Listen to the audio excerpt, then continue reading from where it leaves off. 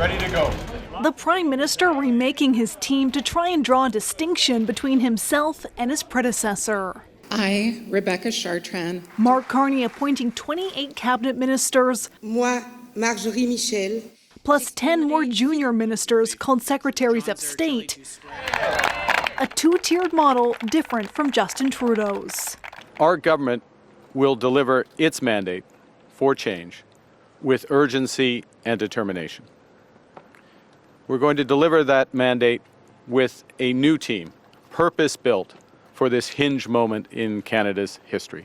Roughly half of that team new to cabinet, including new MPs, like Mandy Galmasti, a former Grand Chief, now Minister of Indigenous Services, and Gregor Robertson, the former Vancouver mayor, a city with a major housing crisis, now the housing minister. It's ridiculous to put that on the people of Vancouver or me as the mayor. This has happened across the country.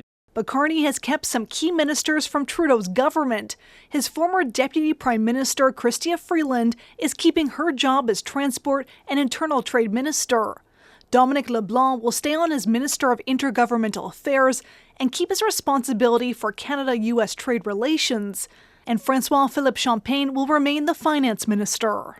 We need to balance experience and new perspectives. Canadians voted for big change, not small change. They voted for big change. He appointed Trudeau's old team and Trudeau's old advisors. But the Conservatives' leader went down the list of Trudeau-era ministers one by one, taking aim at them. In all, 14 Trudeau ministers are now in Carney's cabinet. It's more of the same when Canada needs real change.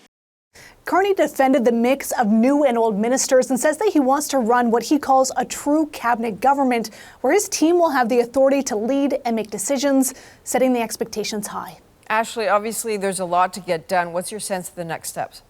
Well, Adrienne, his new cabinet will meet for the first time tomorrow, and they do have a lot to get done. Carney wants to move forward with a middle-class tax cut by Canada Day. He says that Parliament will have to approve it, and they'll need to find 2 extra votes from other parties to get it through.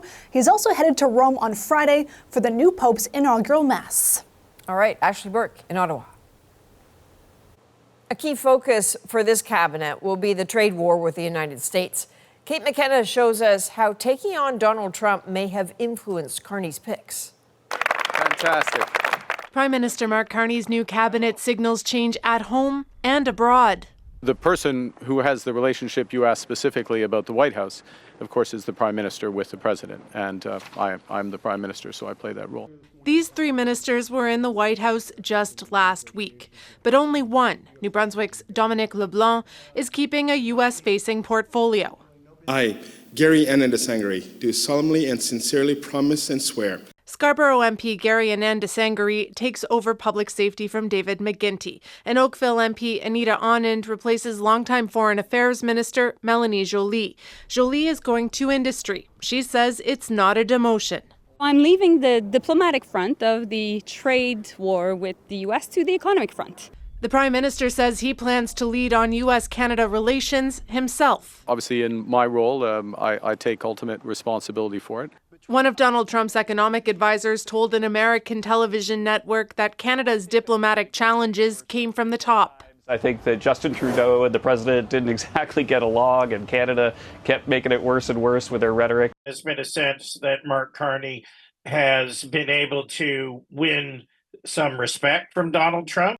But despite the relationship reset, there are no signs of the U.S. president backing down on his tariff threats. The Conservative leader says that needs to be the priority. We want to get a deal done to end the tariff insanity, to restore stability and bring about the greatest friendship, restore the greatest friendship that the world has ever known between 2 different countries. There are other signs that Donald Trump's tariff threats helped shape this cabinet. It includes 3 trade ministers, a nod to Mark Carney's promise to rely less on the United States while also growing the Canadian economy. Kate McKenna, CBC News, Ottawa.